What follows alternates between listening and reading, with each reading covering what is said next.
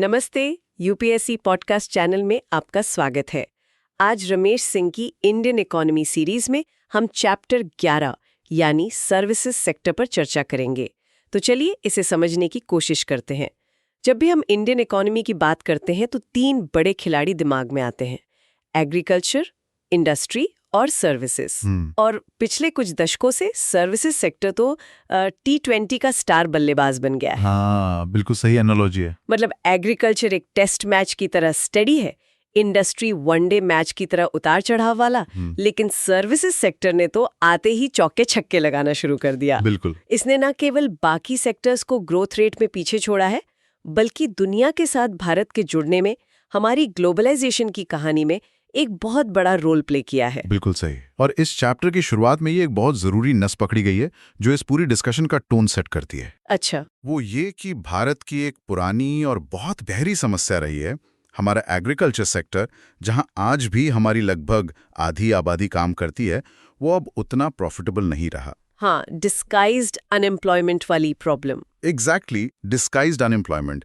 यानी छिपी हुई बेरोजगारी बहुत ज्यादा है।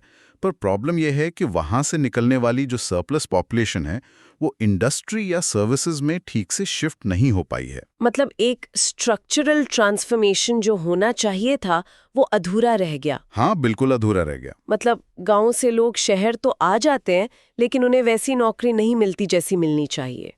वो या तो इनफॉर्मल सेक्टर में छोटे मोटे काम करते हैं या फिर बेरोजगार रह जाते हैं। लेकिन अब, जैसा कि हमारे सोर्स मटेरियल में इशारा किया गया है, आर्टिफिशियल इंटेलिजेंस मतलब एआई के आने से एक नई उम्मीद भी है और एक नया डर भी।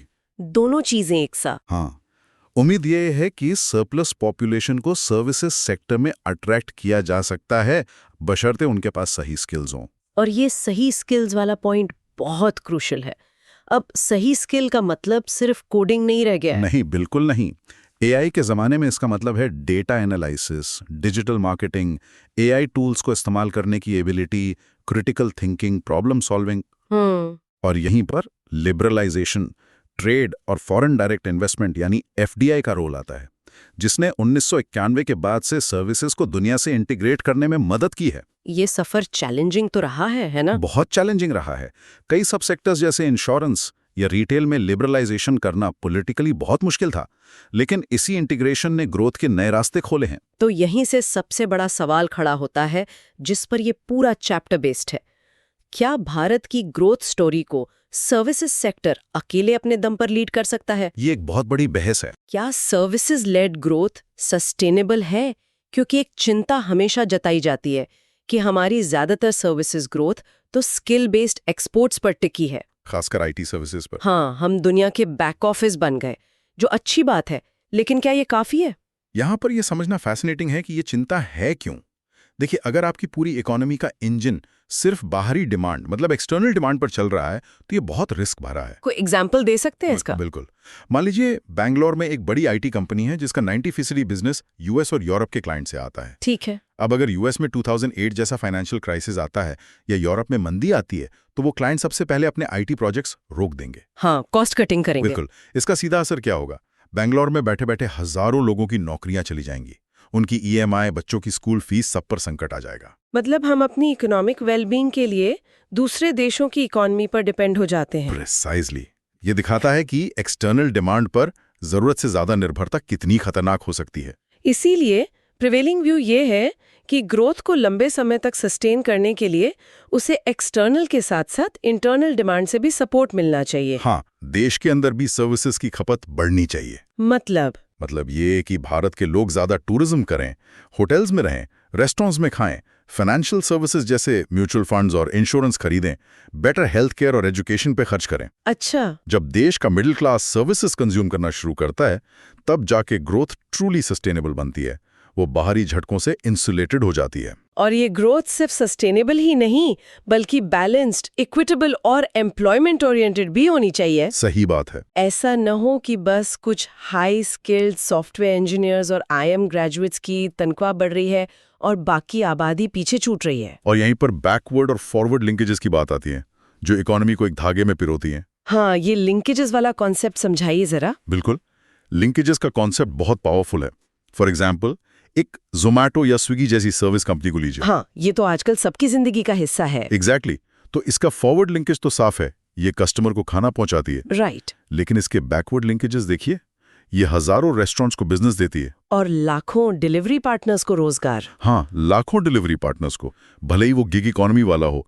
फिर पैकेजिंग इंडस्ट्री को ऑर्डर्स देती हैं, डिजिटल पेमेंट कंपनीज को ट्रांजैक्शन फीस देती हैं, मार्केटिंग एजेंसीज को काम देती हैं। मतलब एक अकेली सर्विस ने कितनी सारी इंडस्ट्रीज को अपने साथ जोड़ लिया। हाँ, यही लिंकेजेस हैं। अब दिलचस्प बात यह है, जैसा कि क्रिटिक में भी पॉइंट आउट किया गया था, कि ये लिंकेजेस जितनी इकोनॉमी को जोड़ती हैं उतनी ही नई सोशल चैलेंजेस भी पैदा करते हैं। बिल्कुल। लाखों डिलीवरी पार्टनर्स की जॉब सिक्योरिटी का सवाल उठता है, जो ट्रेडिशनल एम्प्लॉयमेंट मॉडल में नहीं था। उन्हें प्रोविडेंट फंड, हेल्थ इंश्योरेंस जैसे बेनिफिट्स नहीं मिलते। आपने बहुत सही पॉइंट उठाया। ये टू साइडेड कॉइन है। ग्रोथ है, कन्वीनियंस है, लेकिन उसकी एक सोशल कॉस्ट भी है। यही डीप धैर्य सिर्फ सरफेस लेवल पर नहीं, बल्कि उसके सेकेंडरी और टर्शरी इफेक्ट्स को भी समझना।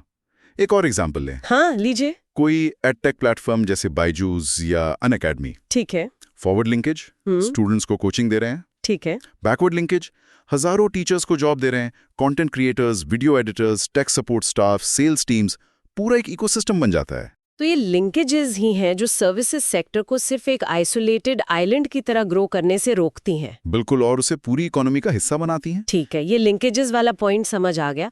पर पिछले कुछ सालों में एक और बड़ी बहस छिड़ी थी। हाँ। ग्रोथ का असली इंजन कौन बने, सर्विसेज या मैन्युफैक्चरिंग? ये तो जैसे 2000s में इंडिया पाकिस्तान का क्रिकेट मैच बन गया था।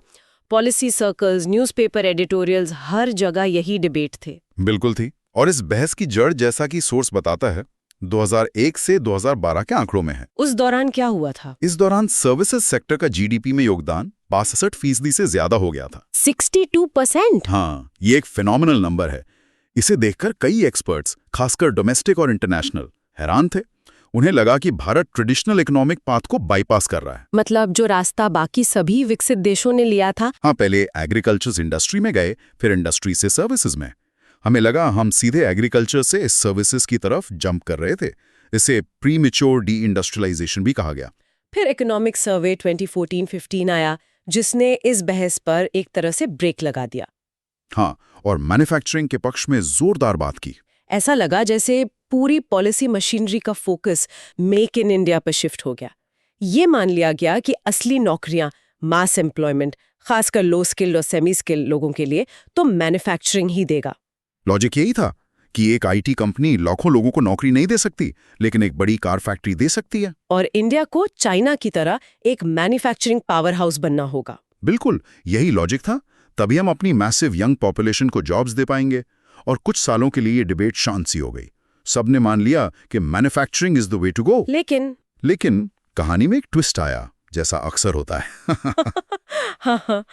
हाल के दिनों में ये बहस फिर से जिंदा हो गई है, और इस बार सर्विसेज सेक्टर के पक्ष में एक नया और बहुत मजबूत आर्ग्यूमेंट सामने आया है। और वो क्या है?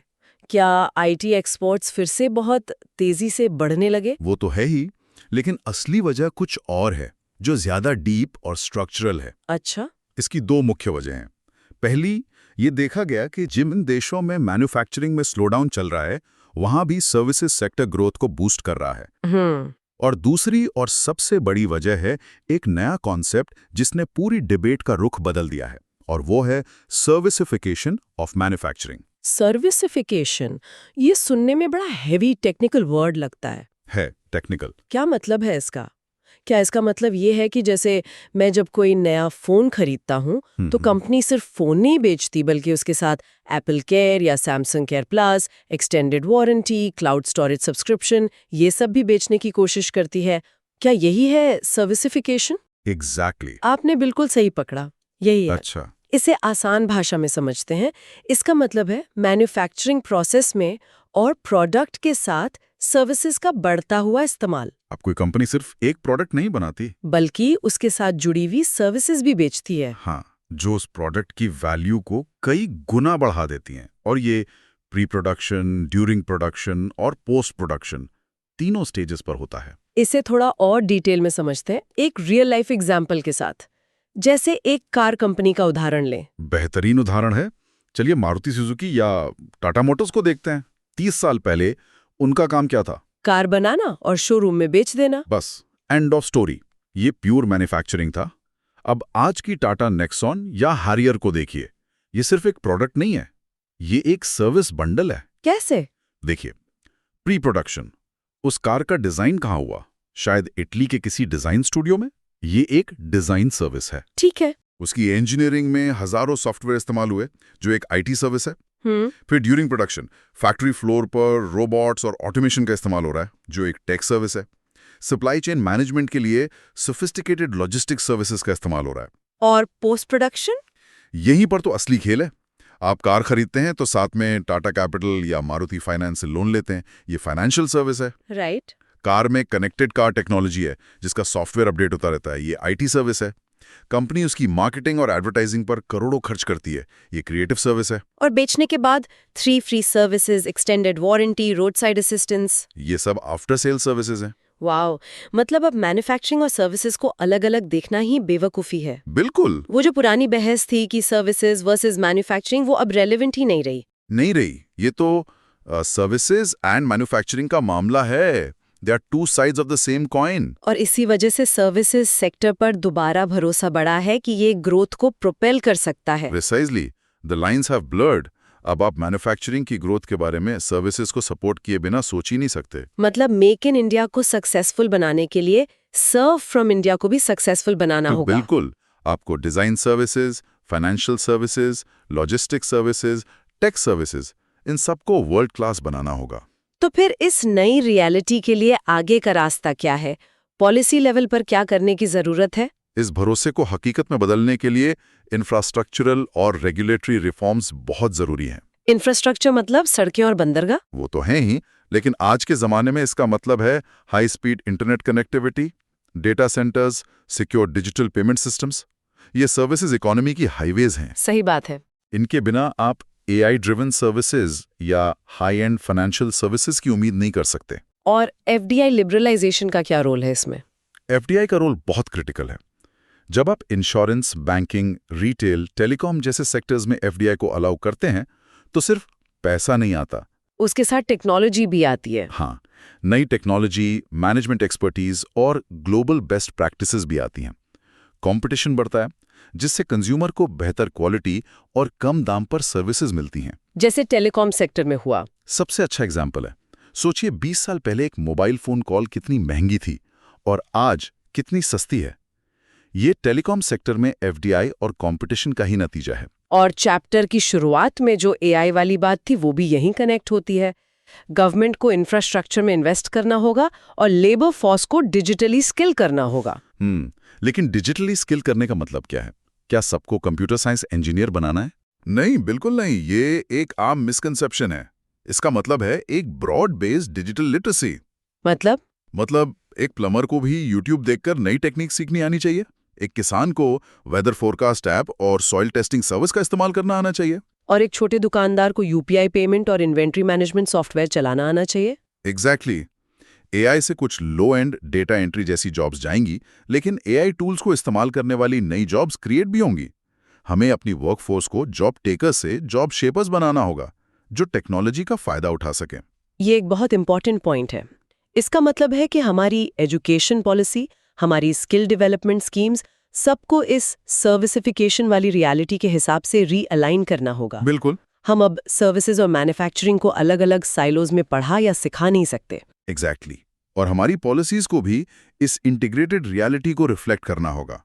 हमें यह समझना होगा कि मैन्युफैक्चरिंग को सपोर्ट करने का मतलब है उससे जुड़ी सर्विसेज को भी सपोर्ट करना। और सर्विसेज को सपोर्ट करने का मतलब है मैन्युफैक्चरिंग को और कम्पिटिटिव बनाना। ये एक वर्चुअस साइकिल है। तो आज की इस पूरी चर्चा को अगर हम समेटें, तो हमने देखा कि कैसे भारत का सर्विसेज सेक्टर इकोनॉमी का एक स्टार परफॉर्मर रहा है। इसमें कोई शक नहीं। हमने सर्विसेज वर्सेस मैन्युफैक्चरिंग की पुरानी और अब कुछ हद तक आउटडेटेड हो चुकी बहस को समझा और जाना कि कैसे सर्विसिफिकेशन के कॉन्सेप्ट ने इस बहस को एक नया, ज्यादा प्रोडक्टिव मोड़ दिया है। हाँ, जहां अब ये दोनों दुश्मन नहीं बल्कि एक ही टीम के खिलाड़ी हैं। बिल्कुल। और आज की चर्चा से एक विचार साथ लेकर जाइए। हमने मैन्युफैक्चरिंग के सर्विसिफिकेशन की बात की, यानी प्रोडक्ट्स में सर्विसेज का इंटीग्रेशन। अब सोचिए, जब एआई और एडवांस टेक्नोलॉजी सर्विसेज सेक्टर में और गहराई से उतरेंगी, तो क्या हम सर्विसेज का इंटेलिजेंटिफिकेशन देखेंगे? इंटेलिजेंटिफिकेशन? हाँ, जब एक डॉक्टर का डायग्नोसिस एआई असिस्ट करने लगे, जब एक लॉयर का रिसर्च एआई करने लगे, जब आपका फाइनेंशियल एडवाइजर एक एल्गोरिदम हो, तो सर्विस देने के लिए इंसान की जरूरत कहाँ तक रह जाएगी? ये तो बड़ा गहरा सवाल है। तब अर्थव्यवस्था में किस तरह के नए बदलाव आएंगे और कौन से नए सेक्टर्स उभर कर सामने आएंगे जो आज हम इमेजिन भी नहीं कर सकते? वाह, ये वाकई सोचने वाली बात है कि फ्यूचर में सर्विसेज खुद कैसे ट्रांसफॉर्म होंगी और ह्यूमन एलिमेंट का क्या रोल रह जाएगा। इस गहरे विचार के साथ आज की चर्चा को यहीं विराम देते हैं। हमने चैप्टर 11 को विस्तार से समझा। चलिए आगे बढ़ते हैं। ठीक है, अब हम ग्लोबल सर्विसेज और इंडिया पर चर्चा करेंगे। हाँ। और देखिए, पहला ही आंकड़ा कितना दिलचस्प है। हाँ। इकोनॉमिक सर्वे 2024-25 के अनुसार सर्विसेज यानी सेवाएं ग्लोबल जीडीपी का लगभग 62% हिस्सा हैं। 62%। ये कोई छोटा मोटा नंबर नहीं है। नहीं। मतलब दुनिया की आधी से ज्यादा इकोनॉमी सेवाओं पर चल रही है। हाँ, और ये सिर्फ एक आंकड़ा नहीं है, ये एक बहुत बड़े स्ट्रक्चरल चेंज का संकेत है। अच्छा। खास तौर पर भारत, चीन और थाईलैंड जैसी मिडिल इनकम कंट्रीज के लिए सर्विसेज सेक्टर अब ग्रोथ का इंजन बन गया है। पहले जैसे मैन्युफैक्चरिंग पर जोर दिया जाता था, अब जोर सर्विसेज पर है। अच्छा, तो मतलब हम भी उसी रास्ते पर हैं। यहाँ एक और टर्म है global services PMI business activity index. दिसंबर 2024 में ये 35.8 पर पहुंच गया, जो 4 महीने में सबसे ज्यादा है। इसका क्या मतलब है? देखिए, PMI यानी परचेजिंग मैनेजर्स इंडेक्स एक तरह से इकोनॉमी का मूड बताता है। ओके, 50 से ऊपर का स्कोर एक्सपेंशन यानी विस्तार दिखाता है, तो 53.8 का स्कोर, और ये तथ्य कि ये लगातार 23वां महीना है जब एक्सपेंशन हुआ है। 23वां महीना? हाँ, ये दिखाता है कि ग्लोबल सर्विसेज मार्केट में काफी मजबूती है। नए ऑर्डर्स आ रहे हैं, कंपनियां ज्यादा लोगों को काम पर रख रही हैं, मतलब बिजनेस सेंटिमेंट काफी हाई है। लेकिन इसमें कुछ चेतावनियां भी दी गई हैं। जियोपॉलिटिकल अनसर्टेनिटी, प्रोटेक्शनिज्म, युद्ध और क्लाइमेट चेंज से जुड़े खतरे। मतलब सब कुछ एकदम बढ़िया नहीं है। बिल्कुल, ये ग्लोबल सप्लाई चेन्स के लिए बहुत बड़े रिस्क फैक्टर्स हैं। एक तरफ जहां डिमांड बढ़ रही है, वहीं दूसरी तरफ ये अनिश्चितताएं बिजनेस के लिए एक चुनौती बनी हुई हैं। चलिए अब भारत की बात करते हैं। यहाँ लिखा है कि पिछले 2 दशकों में ग्लोबल सर्विसेज एक्सपोर्ट्स में भारत की हिस्सेदारी लगातार बढ़ी है। ये तो बहुत अच्छी खबर है ना? हाँ, बिल्कुल। खासकर तब जब हमारे मर्चेंडाइज एक्सपोर्ट्स यानी सामान के निर्यात में उतनी तेजी नहीं आई है। हाँ, ये बहुत जरूरी पॉइंट है। हमारा सर्विसेज एक्सपोर्ट मर्चेंडाइज एक्सपोर्ट की कमी को कुछ हद तक पूरा कर रहा है, इकोनॉमी को बैलेंस करने में मदद कर रहा है। राइट। 2025 के आंकड़ों को देखें तो ग्लोबल सर्विसेज एक्सपोर्ट्स में अमेरिका 13% के साथ सबसे आगे है। ओके। उसके बाद यूके, जर्मनी, आयरलैंड, चीन और फ्रांस है। और भारत, हम कहाँ हैं इस लिस्ट में? भारत 7वें स्थान पर है। ग्लोबल मार्केट में हमारी हिस्सेदारी लगभग 4.3% है। 7वां स्थान? हाँ, ये एक बहुत ही सम्मानजनक स्थिति है और ये दिखाती है कि आईटी, बिजनेस सर्विसेज और दूसरे क्षेत्रों में हमारी पकड़ कितनी मजबूत हुई है। ओके, अब जरा भारत के अंदर के परफॉर्मेंस को देखते हैं। GVA यानी ग्रॉस वैल्यू एडेड में सर्विसेज का योगदान 2013-14 में 50.8% से बढ़कर 2024-25 में 55% हो गया है। ये तो स्टडी ग्रोथ है। हाँ, और पिछले दशक में ज्यादातर साल ग्रोथ रेट 6% से ऊपर रही है, सिर्फ पेंडेमिक वाले साल को छोड़कर। अच्छा। पेंडेमिक से पहले तो एवरेज ग्रोथ 8% थी। ये सेक्टर हमारे वर्कफोर्स के 30% लोगों को रोजगार भी देता है। यहाँ एक और दिलचस्प बात है, सर्विसिफिकेशन ऑफ मैन्युफैक्चरिंग। इसका क्या मतलब हुआ? जैसे मैन्युफैक्चरिंग में सर्विसेज का तड़का लगाना। हाँ, कुछ वैसा ही समझ सकते हैं। अच्छा। इसका मतलब है कि मैन्युफैक्चरिंग प्रोसेस में सर्विसेज का इस्तेमाल बढ़ रहा है, जैसे product design, logistics, after sales service, marketing. ये सब सर्विसेज हैं जो मैन्युफैक्चरिंग का एक जरूरी हिस्सा बन गई हैं। इससे जीडीपी में सर्विसेज का इनडायरेक्ट कंट्रीब्यूशन भी बढ़ता है। HSBC का इंडिया सर्विसेज PMI तो और भी मजबूत दिख रहा है। अगस्त 2021 से लगातार 41 महीने एक्सपेंशनरी जोन में। हाँ, और 2024 के आखिरी 5 महीनों में तो ये 60 से भी ऊपर रहा है। मतलब घरेलू डिमांड में जबरदस्त तेजी है। बिल्कुल, ये दिखाता है कि देश के अंदर सेवाओं की मांग बहुत मजबूत है, जिससे नए बिजनेस आ रहे हैं और ग्रोथ को सहारा मिल रहा है। हमारे एक्सपोर्ट्स भी तेजी से बढ़े हैं। अप्रैल-नवंबर 2024-25 में 12.8% की बढ़त हुई, जबकि पिछले साल ये 5.7% थी। एक्सपोर्ट्स में कंप्यूटर और बिजनेस सर्विसेज का हिस्सा 70% है। मतलब आईटी और बीपीओ इंडस्ट्री आज भी हमारी सबसे बड़ी ताकत है। बिल्कुल। लेकिन इंपोर्ट्स भी 13.9% बढ़े हैं। हाँ, इंपोर्ट्स का बढ़ना दिखाता है कि हमारी कंपनियां भी ग्लोबल सर्विसेज का इस्तेमाल कर रही हैं। अच्छा, जो कि एक मैच्योर इकोनॉमी का संकेत है। चलिए अब टूरिज्म पर आते हैं।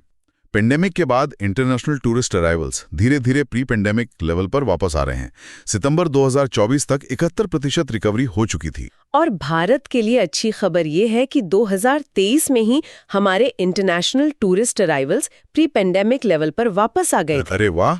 दुनिया भर के आईटीएज में हमारा हिस्सा 1.45% है। सरकार भी इसे बढ़ावा देने के लिए काफी कदम उठा रही है, जैसे आयुष वीजा, स्वदेश दर्शन 2.0 स्कीम और हील इन इंडिया कैंपेन। हाँ, G20 प्रेसिडेंसी के दौरान भी भारत को एक मेजर टूरिज्म डेस्टिनेशन के तौर पर प्रमोट किया गया था। बिल्कुल। और इसी से जुड़ा है medical tourism. Bharat medical tourism index 2023 में 45 देशों में 10वें स्थान पर है। ये तो कमाल है। हाँ, और नीति आयोग का अनुमान है कि 2025 तक ये सेक्टर $14 अरब का हो सकता है। $14 अरब। इसके पीछे की वजह भी साफ है। हमारे पास वर्ल्ड क्लास हॉस्पिटल्स हैं, स्किल्ड डॉक्टर्स हैं, इलाज का खर्च कम है और साथ ही योगा और मेडिटेशन जैसी ऑल्टरनेटिव सिस्टम्स में हमारी क्रेडिबिलिटी है। राइट। लोग इलाज के साथ साथ वेलनेस के लिए भी भारत आ रहे हैं। अब आते हैं रियल एस्टेट पर। पैंडेमिक ने इस सेक्टर को काफी नुकसान पहुंचाया था। प्रोजेक्ट्स में देरी, लोग बड़ी खरीदारी टाल रहे थे। बिल्कुल। लेकिन अब लगता है कि हालात बदल गए हैं। हाँ, 2022 के अनपिक रिकवरी के संकेत दिखने लगे थे और दिसंबर 2024 तक सेक्टर ने काफ़ी अच्छा प्रदर्शन किया। ऑफिस स्पेस की डिमांड और रेजिडेंशियल सेल्स दोनों में मजबूती आई है। अच्छा। इसके पीछे इकोनॉमिक स्टेबिलिटी और पॉजिटिव मार्केट सेंटिमेंट का बड़ा हाथ है। दिलचस्प बात ये कि डिमांड सिर्फ टियर 1 शहरों में नहीं बल्कि टियर 2 शहरों में भी बढ़ रही है। सही बात है। इसका कारण मेट्रो नेटवर्क्स का विस्तार, बेहतर सड़कें और कनेक्टिविटी बताया गया है। बिल्कुल। जैसे जैसे छोटे शहरों में इंफ्रास्ट्रक्चर बेहतर हो रहा है, लोग वहां भी घर खरीदने में दिलचस्पी दिखा रहे हैं। आंकड़े भी यही बताते हैं। 2024 के पहले 6 महीनों में रेजिडेंशियल रियल एस्टेट की सेल्स वॉल्यूम 11 साल के हाई पर थी। 11 साल के हाई पर, और भविष्य का अनुमान तो और भी बड़ा है। 2036 तक हाउसिंग डिमांड 93 मिलियन यूनिट्स तक पहुंचने की उम्मीद है। ये तो एक बहुत बहुत बड़ा नंबर है। ये दिखाता है कि आने वाले दशक में रियल एस्टेट और कंस्ट्रक्शन सेक्टर में कितनी ग्रोथ पोटेंशियल है, जो अपने साथ साथ कई दूसरी इंडस्ट्रीज को भी आगे बढ़ाएगा। तो सर्विसेज सेक्टर की ये कहानी वाकई काफी इनकरेजिंग है। चाहे वो ग्लोबल लेवल पर भारत की बढ़ती पहचान हो, टूरिज्म हो या फिर रियल एस्टेट में लौटती रौनक। हाँ, ये दिखाता है कि भारतीय अर्थव्यवस्था के पिलर्स कितने विविध और मजबूत हो रहे हैं। चलिए आगे बढ़ते हैं। ठीक है, अब हम आईटी सर्विसेज, टेलीकॉम और जीसीसी पर चर्चा करेंगे। ये वो सेक्टर हैं जिनके बारे में हम रोज सुनते हैं, लेकिन इनके आंकड़े मतलब वाकई हैरान करने वाले हैं। बिल्कुल। जब हम एक्सपोर्ट्स और इकोनॉमिक ग्रोथ की बात करते हैं तो इनका योगदान बहुत बड़ा है। बहुत ही बड़ा। और ये सिर्फ बड़े शहरों की कहानी नहीं है। इन सेक्टर्स का असर हमारे देश के हर कोने में, हर युवा के करियर पर और हमारे रोजमर्रा के जीवन पर पड़ रहा है। हाँ, चलिए इन स्रोतों में दिए गए आंकड़ों को एक एक करके समझते हैं। तो सबसे पहले आईटी और आईटी इनेबल्ड सर्विसेज यानी ITES की बात करते हैं। ठीक है। स्रोत बताते हैं कि 2024-25 में इसका जो अनुमानित रेवेन्यू है 254 बिलियन अमेरिकी डॉलर। 254 बिलियन? ये रकम इतनी बड़ी है कि सोचना भी मुश्किल है, और सालाना 3.8% की वृद्धि। इसे समझने के लिए ऐसे सोचें कि कई छोटे देशों की कुल अर्थव्यवस्था से भी ये ज्यादा है। बाप रे। और इसमें से लगभग 200 बिलियन डॉलर तो सिर्फ टेक्नोलॉजी एक्सपोर्ट से आ रहे हैं। अच्छा। ये भारत की ग्लोबल पोजीशनिंग को दिखाता है। मतलब हम दुनिया के लिए टेक्नोलॉजी बना भी रहे हैं और उसे मैनेज भी कर रहे हैं। और घरेलू बाजार भी पीछे नहीं है ना, 5.9% की वृद्धि। हाँ, जो एक्सपोर्ट से भी ज्यादा तेज है। वही तो, मतलब देश के अंदर भी टेक्नोलॉजी की खपत और जरूरतें तेजी से बढ़ रही हैं। बिल्कुल। अच्छा, अगला पॉइंट है GCCs का, यानी ग्लोबल कैपेबिलिटी सेंटर्स। ये एक नया और बहुत दिलचस्प ट्रेंड है। बहुत ज्यादा। 2018-19 में लगभग 1430 GCCs थे, जो 2024-25 तक 1700 से ज्यादा हो गए हैं। और इनमें काम करने वाले लोग करीब 19 लाख पेशेवर। 19 लाख, ये एक स्ट्रक्चरल शिफ्ट है जिसके बारे में हम बात कर रहे थे। पहले भारत को क्या कहते थे? दुनिया का बैक ऑफिस। हाँ, जहाँ बस लो एंड काम होता था।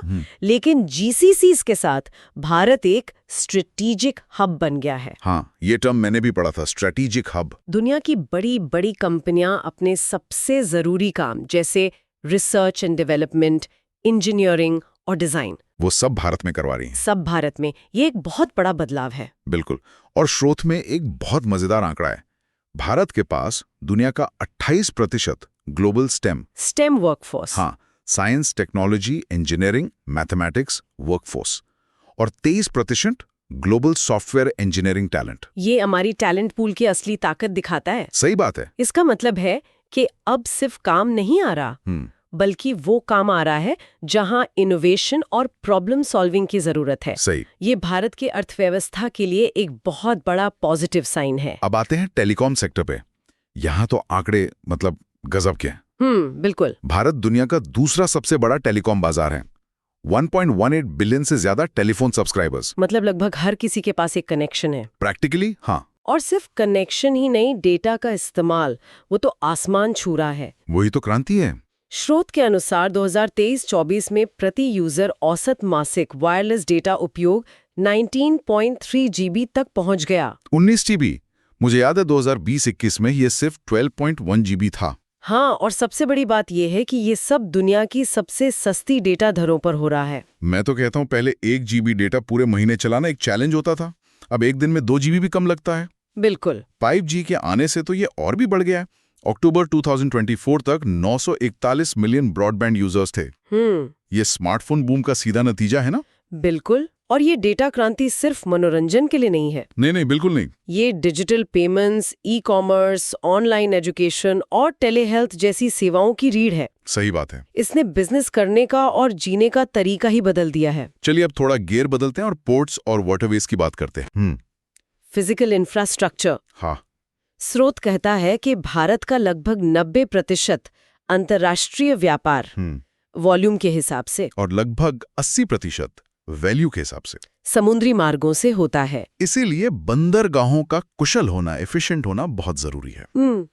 स्रोत में बताया गया है कि सरकार पोर्ट गवर्नेंस को बेहतर बनाने पर, कैपेसिटी यूटिलाइजेशन बढ़ाने पर और लोडिंग अनलोडिंग के लिए आधुनिक उपकरण लगाने पर, हाँ, इन सब पर ध्यान केंद्रित कर रही है। हाँ, और टर्न अराउंड टाइम यानी TAT को कम करने पर भी बहुत जोर है। बिल्कुल। मतलब जहाज को बंदरगाह पर आने, सामान उतारने चढ़ाने और वापस जाने में जो समय लगता है उसे कम करना। सही। इसके लिए इलेक्ट्रॉनिक इनवॉइस, ई-पेमेंट और इलेक्ट्रॉनिक डिलीवरी ऑर्डर जैसी डिजिटल चीजें भी शुरू की गई हैं। हाँ, और यहाँ टेक्नोलॉजी का इस्तेमाल बहुत दिलचस्प है, जैसे वो radio frequency identification device RFID। हाँ, RFID का उपयोग, जिससे पोर्ट गेट्स पर ट्रकों की आवाजाही बिना रुके और बिना ज्यादा जांच के हो सके।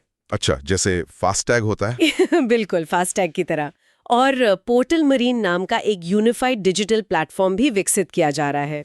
ये सब मिलकर एफिशिएंसी बढ़ाते हैं और लागत कम करते हैं। ये तो हुई समुद्र की बात। लेकिन अब आते हैं इनलैंड वाटरवेज पर, नदियों और नहरों पर। हाँ, स्रोत के अनुसार भारत में नदियों, नहरों, इन सब की कुल लंबाई लगभग 14,850 किलोमीटर है। और इसमें बहुत बड़ी अनटैप्ड पोटेंशियल है। वही तो। बिल्कुल। सरकार ने 106 नए राष्ट्रीय जलमार्ग, नेशनल वाटरवेज घोषित किए हैं। अच्छा। जिससे कुल संख्या अब 111 हो गई है। वाह। अक्टूबर 2024 तक इनमें से 26 जलमार्ग चालू भी थे, जो 4,800 किलोमीटर से ज्यादा के क्षेत्र को कवर करते हैं। इसमें रिवर क्रूज टूरिज्म को बढ़ावा देने की बात भी है, जो काफी रोमांचक लगता है। माल ढुलाई के अलावा पर्यटन एक बहुत बड़ा पहलू है, लेकिन सबसे महत्वपूर्ण बात वो नया एक्ट। हाँ, वो नया एक्ट। सरकार ने 100 साल पुराने इनलैंड वेसल्स एक्ट 1917 को बदलकर नया इनलैंड वेसल्स एक्ट 2021 लागू किया है। इसका उद्देश्य पूरे देश में जलमार्गों के लिए एक समान नियम बनाना है, ताकि वो ज्यादा यूजर फ्रेंडली बने। यूजर फ्रेंडली, तेज और कॉस्ट इफेक्टिव बन सकें। ये एक बड़ा पॉलिसी रिफॉर्म है। तो ये थी IT, टेलीकॉम से लेकर पोर्ट्स और वाटरवेज तक की कहानी। चलिए अब आगे बढ़ते हैं। ठीक है, तो अब हम ई-कॉमर्स पर चर्चा करेंगे। और शुरुआत करते हैं उस दौर से जो हम सब ने अभी-अभी जिया है, मतलब पैंडेमिक। ऐसा लगता है कि लॉकडाउन और उन पाबंदियों ने हमारे शॉपिंग करने का पूरा तरीका ही बदल दिया।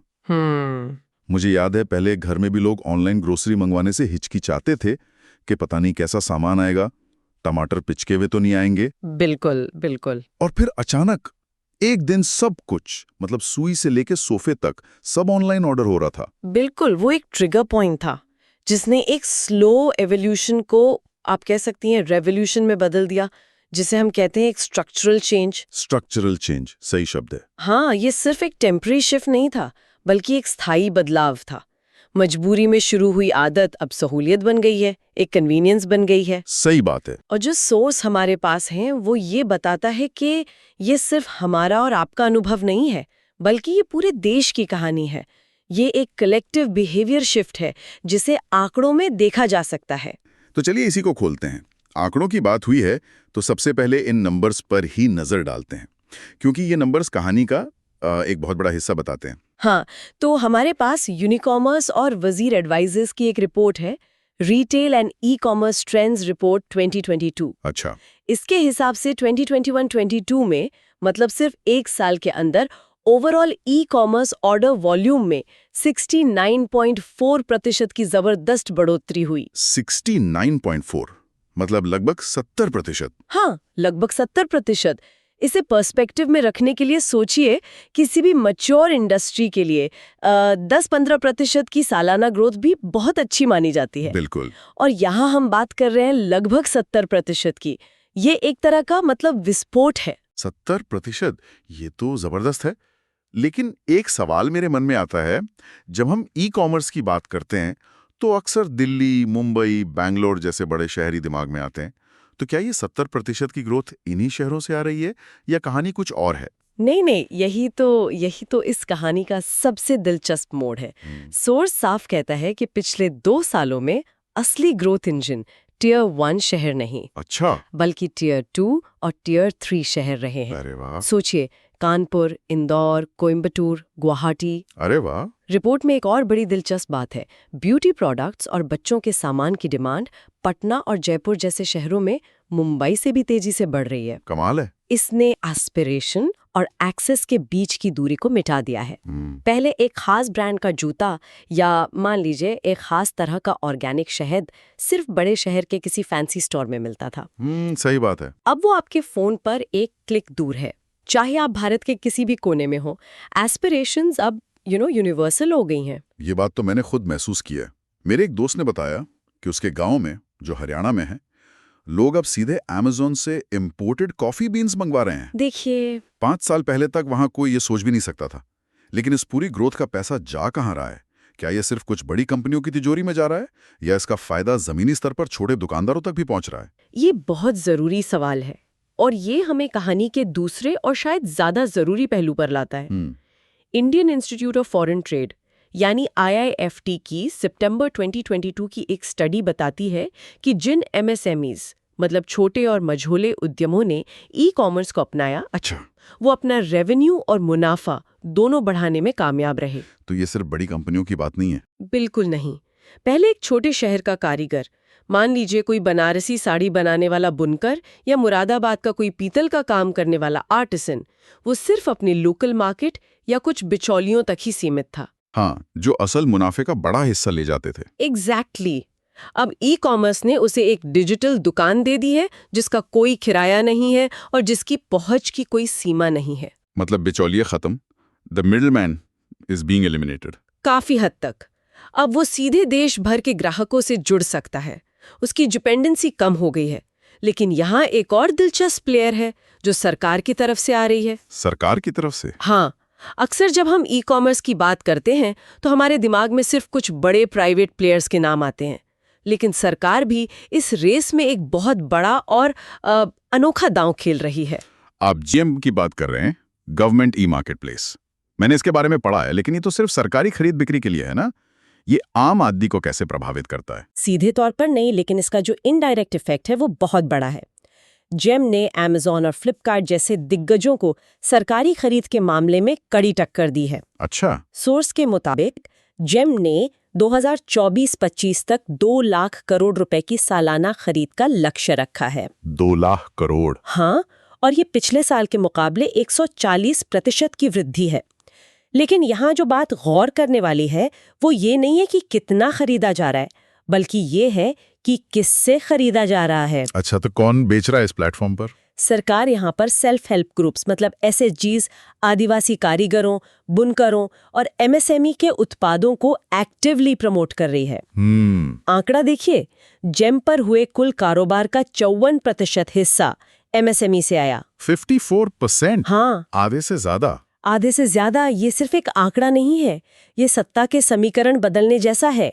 सोचिए, दशकों से सरकारी ठेके कुछ बड़े वेल कनेक्टेड प्लेयर्स के पास ही जाते थे, एक जटिल टेंडर प्रक्रिया होती थी। सही है। अब पहली बार छत्तीसगढ़ के एक आदिवासी सेल्फ हेल्प ग्रुप के बनाए हुए क्राफ्ट्स और कानपुर की एक छोटी वर्कशॉप में बने नट बोल्ट्स बिना किसी बिचौलिए के सीधे सरकारी दफ्तरों तक पहुंच रहे हैं। Wow, this is a fundamental rewiring of the power structure. ये सरकारी खरीद का लोकतंत्रीकरण यानी डेमोक्रेटाइजेशन है। ये GM वाला मॉडल तो कमाल का है, लेकिन जैसा मैंने कहा, ये सिर्फ सरकारी खरीद बिक्री तक ही सीमित है। क्या कोई ऐसी व्यवस्था सोची जा रही है जो यही ताकत आम दुकानदारों और ग्राहकों के हाथ में दे, मतलब पूरे देश के लिए? बिल्कुल, और यहीं पर ONDC का जिक्र आता है। ONDC? हाँ, open network for digital commerce. ये एक और सरकारी पहल है जो मतलब गेम चेंजर साबित हो सकती है। ONDC को समझने में थोड़ी मुश्किल होती है, इसे आसान भाषा में कैसे समझ सकते हैं? ONDC को आप ई-कॉमर्स का UPI समझ सकते हैं। ये सबसे बेहतरीन एनालॉजी है। अच्छा, UPI जैसा? हाँ, जैसे UPI किसी एक बैंक जैसे HDFC या ICICI का ऐप नहीं है, बल्कि एक नेटवर्क है जो सभी को जोड़ता है। आप किसी भी बैंक के ऐप से किसी भी दूसरे बैंक के अकाउंट में पैसे भेज सकते हैं। राइट। वैसे ही ONDC किसी एक कंपनी का प्लेटफॉर्म नहीं है, ये एक ओपन नेटवर्क है। ये अलग अलग प्लेटफॉर्म्स को एक दूसरे से बात करने की सुविधा देता है, जिसे हम कहते हैं इंटरऑपरेबिलिटी। इंटरऑपरेबिलिटी। हाँ, अभी तक तो हर बड़ी कंपनी ने अपनी एक ऊंची दीवार खड़ी कर रखी थी, जिसे हम वॉल्ड गार्डन कहते हैं। आप उसी दीवार के अंदर खरीद बिक्री कर सकते थे, बाहर नहीं। ONDC इन सभी दीवारों को तोड़कर एक खुला मैदान बना रहा है। मतलब अगर मैं एक छोटा दुकानदार हूं तो मुझे हर बड़े प्लेटफॉर्म पर जाकर अलग-अलग रजिस्टर नहीं करना पड़ेगा। एग्जैक्टली। कल को एक छोटा दुकानदार जो अपनी गली में सामान बेचता है, वो भी किसी एक ऐप के जरिए ONDC नेटवर्क पर रजिस्टर कर सकता है और उसका सामान उन सभी ऐप्स पर दिखने लगेगा जो ONDC से जुड़े हैं, चाहे वो पेटीएम हो, फोन पे हो या कोई और। अरे वाह! इससे लेन देन की लागत, ट्रांजैक्शन कॉस्ट्स कम होगी और देश के दूर दराज के कोने में बैठा विक्रेता भी डिजिटल कॉमर्स का हिस्सा बन पाएगा। सुनने में तो ये क्रांति जैसा लगता है, लेकिन क्या ये हकीकत में इतना आसान है? मतलब लाखों छोटे दुकानदारों को टेक्नोलॉजी सिखाना, उनकी लॉजिस्टिक्स को मैनेज करना, कस्टमर सर्विस देना, ये सारी चुनौतियां कौन हल करेगा? कहीं ये एक अच्छा आइडिया बनकर ही तो नहीं रह जाएगा? आपकी चिंता जायज है और ये चुनौतियां असली हैं। ONDC सिर्फ एक टेक्नोलॉजी फ्रेमवर्क है, एक प्रोटोकॉल है। Okay. Logistics, payment, customer service जैसी चीजों के लिए दूसरी कंपनियां और स्टार्टअप्स इस नेटवर्क पर अपनी सेवाएं बनाएंगे। ये एक पूरा इकोसिस्टम है जो धीरे धीरे विकसित होगा। शुरुआत में दिक्कतें आएंगी, लेकिन इसका जो लॉन्ग टर्म विजन है वो यही है कि किसी एक या दो कंपनियों की मोनोपोली ना हो और सबको बराबरी का मौका मिले। ठीक है, तो ये तो हुई वर्तमान की बात। अब भविष्य की ओर देखते हैं। ये जो 70% वाली ग्रोथ थी, वो तो शायद पेंडेमिक की वजह से एक असाधारण उछाल था। क्या अब ये ग्रोथ धीमी पड़ जाएगी? आगे क्या होने वाला है? देखिए, 70% की ग्रोथ हर साल मुमकिन नहीं है। वो एक वन टाइम जंप था। लेकिन हमारे पास बेन एंड कंपनी की एक रिपोर्ट है, हाउ इंडिया शॉप्स ऑनलाइन 2022। अच्छा। इसके अनुसार अब ग्रोथ का अगला फेज कुछ खास सेक्टर से आएगा।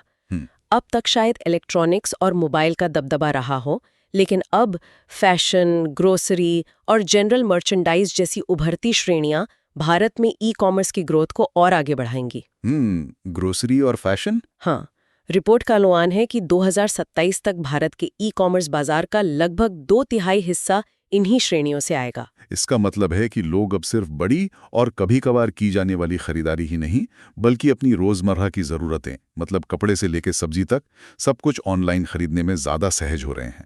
बिल्कुल। और वॉर पे FIS की दी ग्लोबल पेमेंट्स रिपोर्ट भी इसी तरफ इशारा कर रही है। उनका अनुमान है कि भारत का ई-कॉमर्स बाजार 2025 तक सालाना 18% की दर से बढ़ेगा। 18%? हाँ, ये पैंडेमिक वाले 70% के उछाल जितना तो नहीं है, लेकिन 18% की सालाना ग्रोथ भी बहुत मजबूत और सस्टेनेबल मानी जाती है। तो अब इस सवाल पर आते हैं कि इस जबरदस्त और सस्टेनेबल ग्रोथ के पीछे के कारण क्या हैं।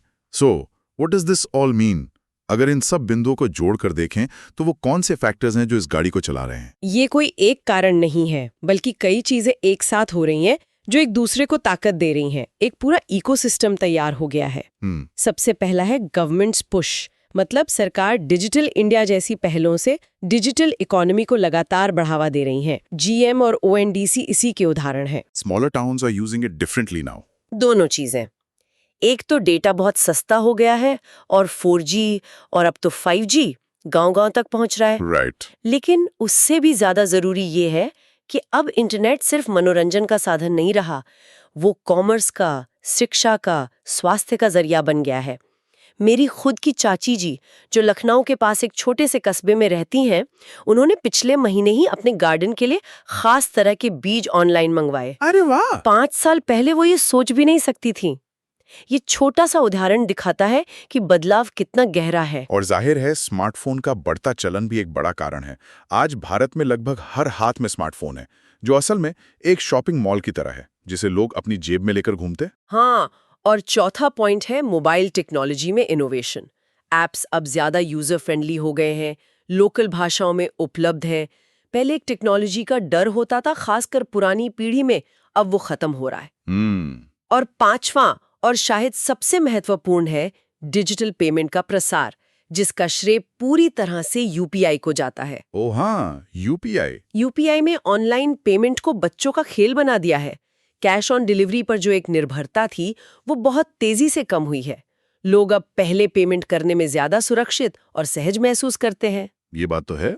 UPI ने तो जैसे हमारी आदतें ही बदल दी हैं। तो ये सारे फैक्टर्स मिलकर एक ऐसा इकोसिस्टम बना रहे हैं जहां ई-कॉमर्स का फलना फूलना मतलब तय है। हाँ, ये एक सेल्फ परपेचुएटिंग साइकिल है।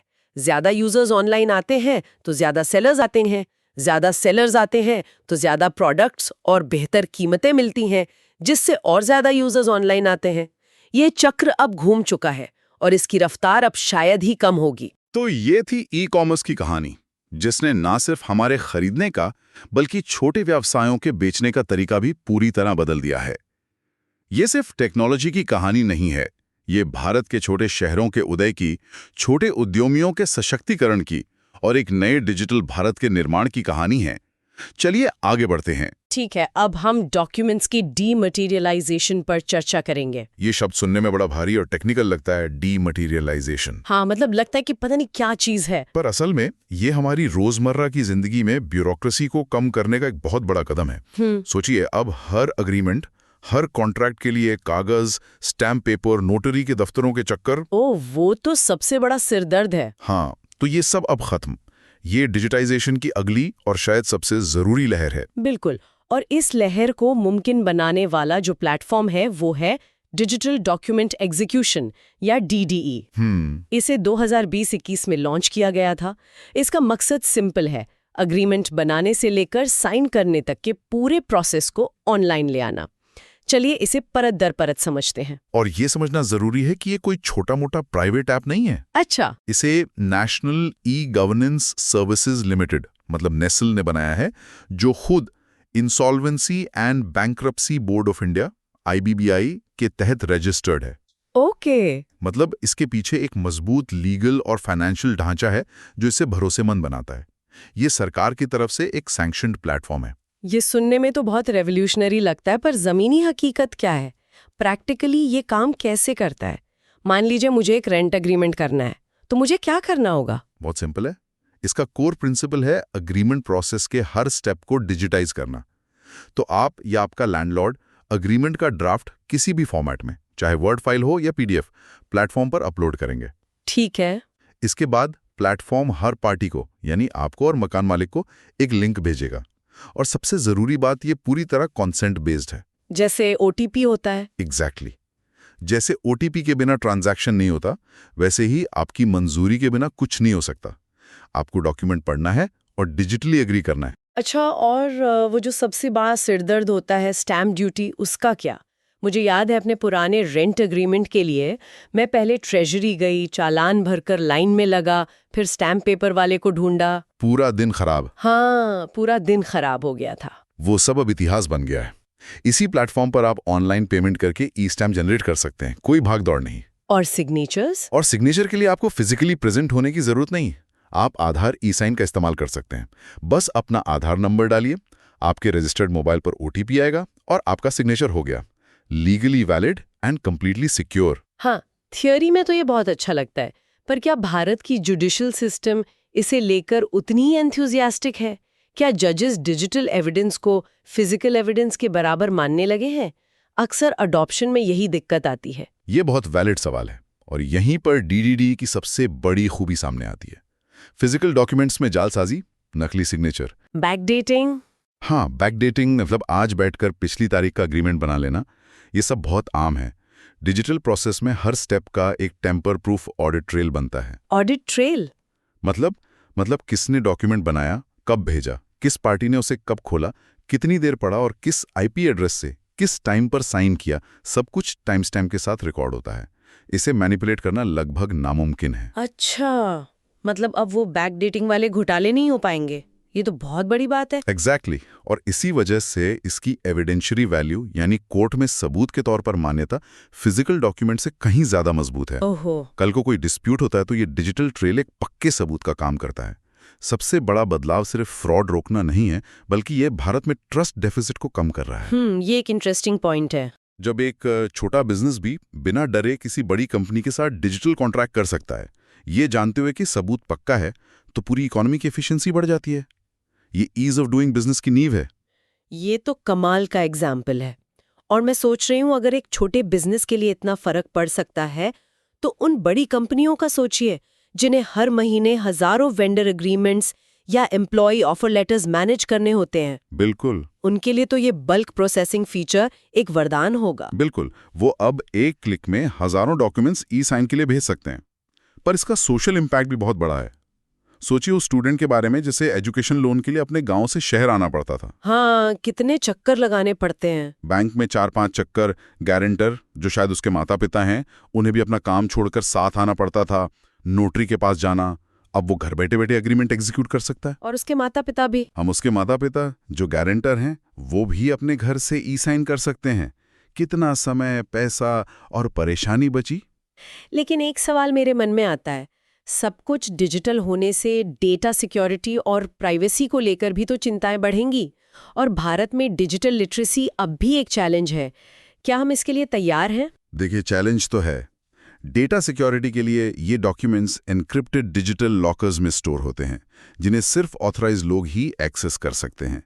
तो कागज के खो जाने, जल जाने या दीमक लग जाने का डर खत्म। सही बात है। रही बात डिजिटल लिटरेसी की, तो ये एक धीमी प्रक्रिया है। पर यूपीआई की सफलता ने दिखाया है कि भारतीय लोग टेक्नोलॉजी को बहुत तेजी से अपनाते हैं, अगर वो उनकी जिंदगी आसान बनाती है। डीडीई को भी यूजर फ्रेंडली बनाया गया है और जैसे जैसे लोग इसके फायदे देखेंगे, अडॉप्शन बढ़ता जाएगा। यह भी फाइनेंशियल डॉक्यूमेंट से शुरू हुआ है, पर भविष्य में प्रॉपर्टी रजिस्ट्रेशन से लेकर बिजनेस कॉन्ट्रैक्ट्स तक सब कुछ पेपरलेस और हैसल फ्री हो जाएगा। तो हमने देखा कि कैसे एक पॉलिसी चेंज और एक टेक्नोलॉजिकल प्लेटफॉर्म जमीन पर बिजनेस करने और कॉन्ट्रैक्ट बनाने के तरीके को पूरी तरह बदल रहा है। अब देखते हैं कि ऐसा ही एक ट्रांसफॉर्मेटिव पॉलिसी शिफ्ट आसमान में यानी हमारे स्पेस सेक्टर में क्या कमाल कर रहा है। भारत का स्पेस प्रोग्राम हमारी नेशनल प्राइड का हिस्सा है। 1960 के दशक में साउंडिंग रॉकेट से शुरू होकर मंगल और चांद तक पहुंचना, ये जर्नी वाकई फिनोमिनल है। इसमें तो कोई शक नहीं। लेकिन पर्सपेक्टिव रखना भी जरूरी है। अगर हम आंकड़ों को देखें तो 2022-23 में भारत ने स्पेस प्रोग्राम्स पर करीब $2 बिलियन खर्च किए। $2 बिलियन? ये तो बहुत बड़ी रकम लगती है। हाँ, पर जब हम इसकी तुलना दुनिया के दूसरे बड़े प्लेयर से करते हैं तो तस्वीर साफ होती है। इसी दौरान यूएस ने हमसे 11 गुना ज्यादा। 11 गुना? और चाइना, जो अब स्पेस में एक डोमिनेंट पावर बन गया है, उसने 6 गुना ज्यादा खर्च किया। सैटेलाइट लॉन्चिंग में भी यही ट्रेंड है। हम साल में औसतन 5-7 सैटेलाइट लॉन्च करते हैं। जबकि 2022 में रूस ने 21, यूएस ने 28 और चीन ने 39 सैटेलाइट्स लॉन्च की। हम एक अहम खिलाड़ी हैं, पर कंपटीशन बहुत तगड़ा है। तो इस कॉम्पिटिटिव एनवायरनमेंट में इतने कम बजट के साथ भारत का फोकस किन चीजों पर रहा है? हम कहाँ अपनी एनर्जी लगा रहे हैं? भारत ने बहुत स्मार्ट तरीके से 3 की एरियाज पर फोकस किया है जिनका सीधा असर आम आदमी की जिंदगी पर पड़ता है। जैसे कि? पहला है सैटेलाइट कम्युनिकेशन, यानी हमारा इनसैट जीसैट सिस्टम। ये हमारे घरों में डीटीएच से लेकर दूर दराज के इलाकों में ब्रॉडबैंड पहुंचाने तक की रीढ़ है। दूसरा है अर्थ ऑब्जर्वेशन, मौसम की भविष्यवाणी वगैरह? हाँ, मौसम की भविष्यवाणी, चक्रवात की चेतावनी, डिजास्टर मैनेजमेंट, यहां तक कि मछुआरों को पता चलता है कि मछली कहाँ मिलेगी। किसान अपनी फसल की सेहत भी इससे पता कर सकते हैं। और तीसरा है सैटेलाइट एडेड नेविगेशन, हमारा अपना देसी जीपीएस नाविक। नाविक का जिक्र आते ही मुझे कारगिल वॉर की याद आती है। कहते हैं कि उस वक्त जब हमने यूएस से जीपीएस डेटा मांगा था तो उन्होंने मना कर दिया था। बिल्कुल। शायद वहीं से प्रेरणा मिली कि हमारा अपना नेविगेशन सिस्टम होना चाहिए। बिल्कुल, ये सिर्फ ओला उबर के ड्राइवर को सही जगह पहुंचाने के लिए नहीं है, ये हमारी नेशनल सिक्योरिटी और स्ट्रेटेजिक इंडिपेंडेंस के लिए बहुत जरूरी है। अपनी मिलिट्री और इमरजेंसी सर्विसेज के लिए किसी दूसरे देश पर निर्भर नहीं रहा जा सकता। सही बात है। लेकिन अगर हम इसे बड़े नजरिए से देखें तो स्पेस सेक्टर में अब एक बहुत बड़ा स्ट्रक्चरल चेंज आ रहा है। स्ट्रक्चरल चेंज कैसा? पहले स्पेस एक्टिविटीज सिर्फ सरकारी एजेंसीज जैसे इसरो करती थी नेशनल नीड्स के लिए। अब नॉन गवर्नमेंटल यानी प्राइवेट सेक्टर कमर्शियल नीड्स के लिए अग्रेसिवली इस फील्ड में आ रहा है। तो क्या हम ये कह सकते हैं कि इसरो अब एक R&D पावर हाउस बनेगा और रूटीन मैन्युफैक्चरिंग का काम प्राइवेट प्लेयर्स करेंगे, ठीक वैसे ही जैसे नासा अब प्राइवेट कंपनीज जैसे स्पेसएक्स और बोइंग के साथ काम करता है? आपने बिल्कुल सही समझा। ये शिफ्ट है गवर्नमेंट लेड मॉडल से government as an enabler model की तरफ। सरकार ने जून 2020 में प्राइवेट सेक्टर के लिए दरवाजे खोल दिए। ओके। इसके लिए 2 मुख्य संस्थाएं बनाई गईं। पहली न्यू स्पेस इंडिया लिमिटेड यानी NSIL। इसका क्या काम है? इसका काम है ISRO की हाई एंड टेक्नोलॉजी जो सालों की R&D से बनी है उसे प्राइवेट इंडस्ट्री तक पहुंचाना ताकि वो बड़े पैमाने पर मैन्युफैक्चरिंग कर सकें। जैसे ISRO ने PSLV रॉकेट डिजाइन किया, अब NSIL प्राइवेट कंपनियों को टेक्नोलॉजी ट्रांसफर करेगी ताकि वो PSLV रॉकेट्स बना सकें। और ISRO ज्यादा एडवांस्ड रॉकेट्स पर फोकस कर सके? एग्जैक्टली। मतलब NSIL एक ब्रिज की तरह है ISRO की लैब से प्राइवेट इंडस्ट्री की फैक्ट्री फ्लोर तक। और दूसरी संस्था कौन सी है? दूसरी है INS space, Indian national space promotion and authorisation centre. ये प्राइवेट कंपनीज के लिए प्रमोटर और रेगुलेटर दोनों हैं। ये एक सिंगल विंडो एजेंसी की तरह है। सिंगल विंडो मतलब? अगर कोई स्टार्टअप अपनी सैटेलाइट लॉन्च करना चाहता है तो वो INSpace के पास जाएगा। INSpace उन्हें इसरो के लॉन्च पैड्स और टेस्टिंग फैसिलिटीज इस्तेमाल करने में मदद करेगा और ये भी सुनिश्चित करेगा कि सब कुछ सेफ्टी स्टैंडर्ड्स के हिसाब से हो। ये तो प्राइवेट सेक्टर के लिए गेम चेंजर लगता है। लेकिन इसी से जुड़ा एक और बड़ा कदम था जियो स्पेशल डेटा को लेकर। फरवरी 2021 में सरकार ने नई गाइडलाइंस जारी की जिसने बहुत कुछ बदल दिया। This raises an important question. Jio special data होता क्या है और ये इतना जरूरी क्यों है? हाँ, ये थोड़ा टेक्निकल है। जियो स्पेशल डेटा को आप डिजिटल जमीन समझ सकते हैं। अच्छा। जैसे असली जमीन पर आप घर बनाते हैं, इंडस्ट्री लगाते हैं, वैसे ही इस डिजिटल मैप के ऊपर ज़ोमैटो अपना डिलीवरी नेटवर्क बनाता है। सरकारें स्मार्ट सिटीज प्लान करती हैं और किसान ये देखते हैं कि उनके खेत के किस हिस्से में पानी की कमी है। ओके। पहले इस डिजिटल जमीन पर, खासकर हाई रेजोल्यूशन डेटा पर, सिक्योरिटी रीजन से सरकार का सख्त कंट्रोल था। बहुत सारे लाइसेंसेस और परमिशंस लगती थी। और अब सरकार ने नियमों को रेडिकली आसान बना दिया है। ज्यादातर डेटा अब फ्रीली अवेलेबल है। इसका असर हर जगह है। ई-कॉमर्स की डिलीवरी, ज़ोमैटो स्विगी से खाना मंगाना, अर्बन प्लानिंग, एग्रीकल्चर टेक, हर सेक्टर को एक्यूरेट मैप डेटा चाहिए। तो पहले ये सब विदेशी मैप प्रोवाइडर्स पर निर्भर थे। बिल्कुल। इस एक कदम ने इनोवेशन के लिए कई दरवाजे खोल दिए हैं। अब भारतीय स्टार्टअप्स अपने लोकल सॉल्यूशंस बना सकते हैं। पर यहाँ एक डर ये भी है कि प्राइवेट कंपनीज प्रॉफिट ड्रिवन होती हैं। क्या इससे ISRO का जो कोर मिशन है, pure scientific research, planetary exploration, वो कहीं पीछे छूट जाएगा? क्या हम कमर्शलाइजेशन की दौड़ में साइंस को भूल जाएंगे? ये एक बात महत्वपूर्ण चिंता है, लेकिन इसका जवाब आइदर और नहीं, एंड है। मतलब? मॉडल ये है कि प्राइवेट सेक्टर रूटीन काम, जैसे सैटेलाइट्स और पीएसएलवी रॉकेट्स बनाना संभालेगा। इससे आईएसआरओ को इन चीज़ों से फुर्सत मिलेगी और वो अपने रिसोर्सेज और ब्रिलियंट माइंड्स को आर&डी और डीप स्पेस मिशंस जैसे गगनयान या मंगलयान 2 पर फोकस कर पाएगा। अच्छा, तो दोनों का काम बन जाएगा। हाँ, प्राइवेट सेक्टर पैसा कमाएगा, जॉब्स क्रिएट करेगा और आईएसआरओ साइंस की सीमाओं को आगे बढ़ाएगा। दोनों का अपना अपना रोल है जो एक दूसरे को सपोर्ट करता है। तो एक तरफ जमीन पर कॉन्ट्रैक्ट्स डिजिटाइज हो रहे हैं, जिससे बिजनेस में ट्रस्ट और एफिशिएंसी आ रही है, और दूसरी तरफ आसमान में प्राइवेट सेक्टर के लिए रास्ते खुल रहे हैं, जिससे एक नई हाईटेक इंडस्ट्री का जन्म हो रहा है। दोनों ही बदलाव दिखाते हैं कि देश पॉलिसी लेवल पर कितने बड़े और ट्रांसफॉर्मेटिव चेंजेस से गुजर रहा है, जिनका असर आने वाले कई दशकों तक हमारी इकोनॉमी और टेक्नोलॉजी पर दिखाई देगा। चलिए अब आगे बढ़ते हैं। ठीक है, तो अब हम मैन्युफैक्चरिंग वर्सेस सर्विसेज पर चर्चा करेंगे। जब भी हम इकोनॉमी की बात करते हैं तो सारा ध्यान मेक इन इंडिया, बड़ी बड़ी फैक्ट्रियां और मैन्युफैक्चरिंग पर चला जाता है। लेकिन असल में एक बहुत ही रोचक और शायद थोड़ी चिंताजनक कहानी हमारे सर्विस सेक्टर में चल रही है, जिस पर ज्यादा लोग ध्यान नहीं देते। बिल्कुल सही। और इन सोर्सेज में जो बात सामने आती है वो ये है कि सर्विस सेक्टर हमारी सबसे बड़ी ताकत तो है, लेकिन सब कुछ ठीक नहीं चल रहा है। एक चिंताजनक ट्रेंड दिख रहा है।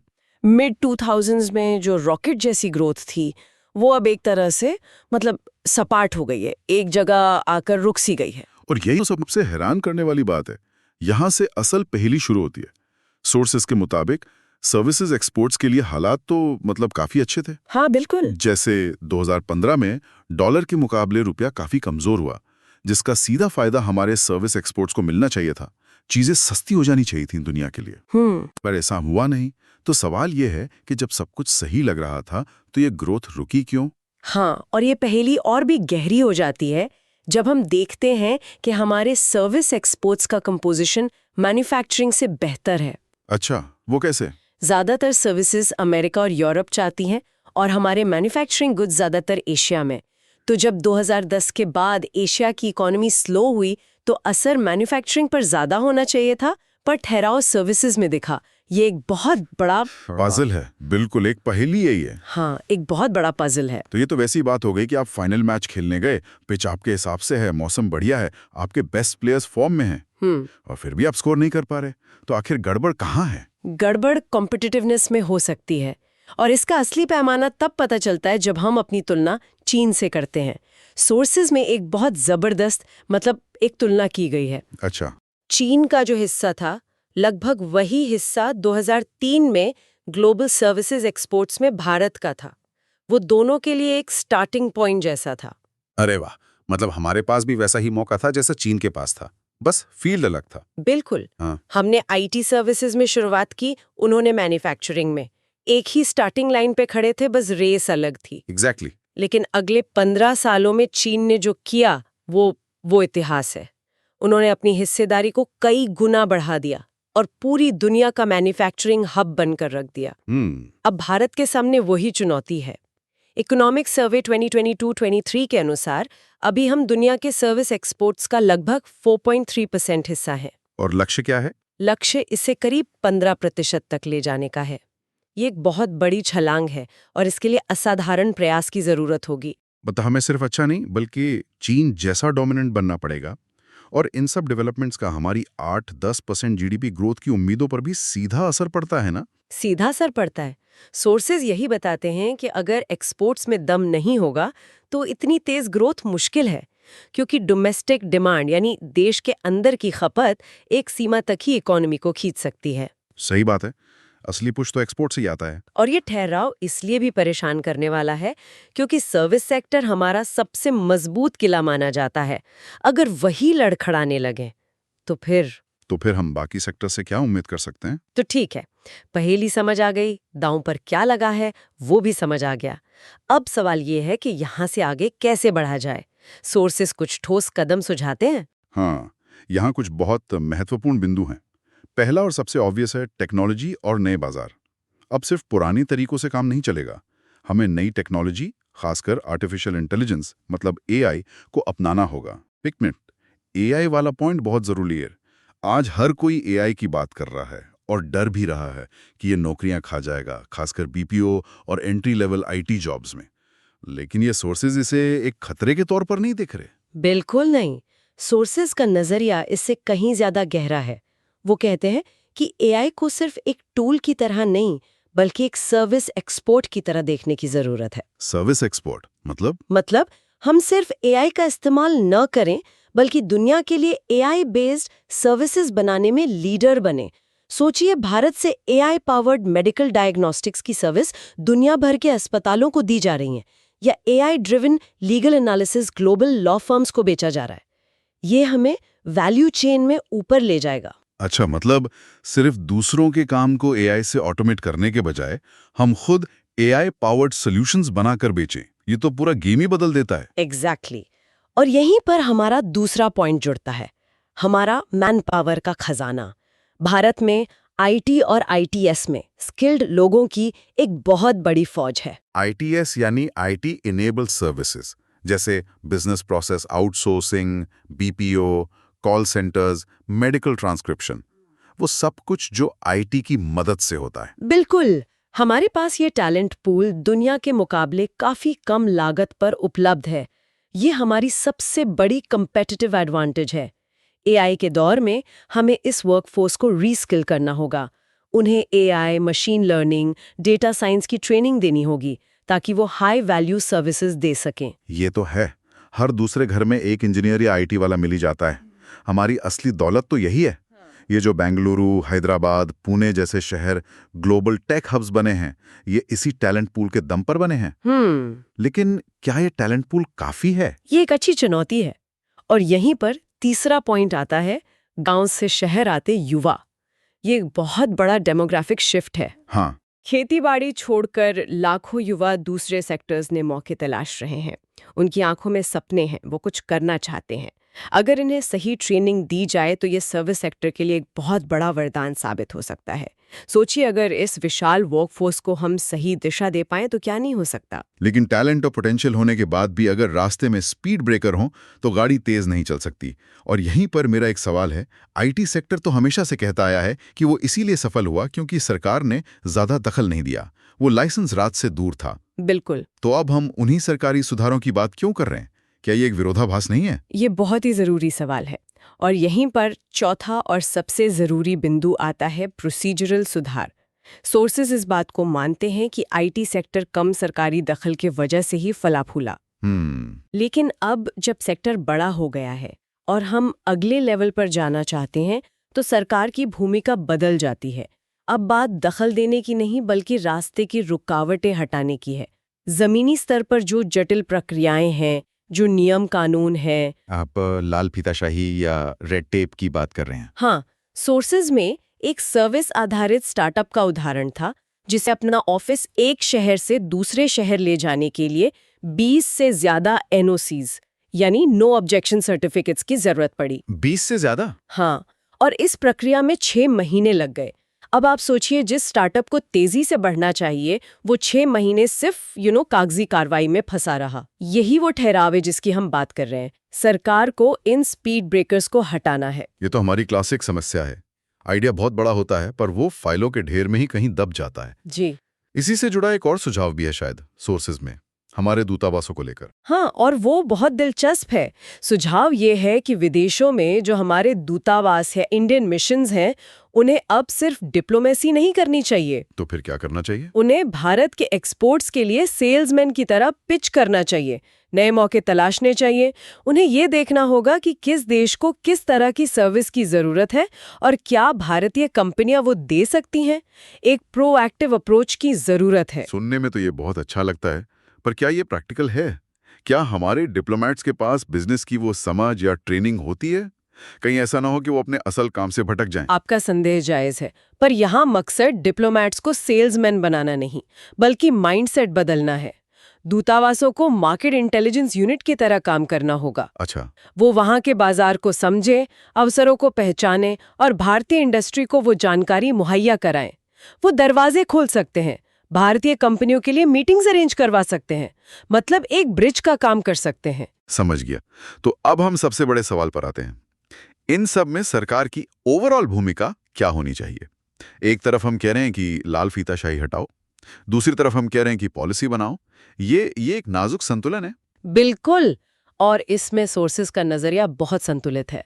वो साफ कहते हैं कि सरकार की भूमिका एक कंट्रोलर की नहीं बल्कि एक फैसिलिटेटर की होनी चाहिए। फैसिलिटेटर। हाँ, वो फोकस पॉलिसी इंटरवेंशन करे, यानी जरूरत पड़ने पर सही और लक्षित नीतियां बनाए, जैसे एआई या होम हेल्थ केयर जैसे नए सेक्टर्स को शुरुआती दौर में मदद करे, उनके लिए नियम आसान बनाए। और शायद जो नए स्टार्टअप्स हैं उन्हें शुरुआती फंडिंग या इंक्यूबेशन सपोर्ट दे। हाँ, साथ ही बाजार में गलत प्रैक्टिसेस को रोकें ताकि एक फेयर कंपटीशन का माहौल बना रहे। लेकिन सरकार को हर समय सपोर्ट देते हुए नहीं दिखना चाहिए।